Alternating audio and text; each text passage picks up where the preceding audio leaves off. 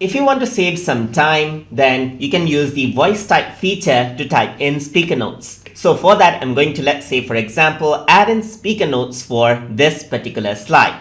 I can simply go into tools and then I can type in voice type speaker notes right here.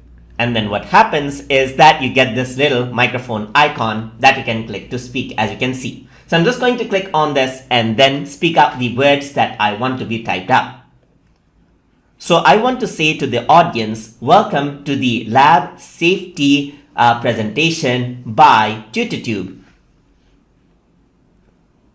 So you can see right here that this is how it actually seems. It's still recording, so I'm just going to disable that. And I can go ahead change this out, as you can see. So it types in whatever that you speak over here in speaker notes. But then again, if you want to add in contents over here in slide itself, let's say I want to add in a content right here.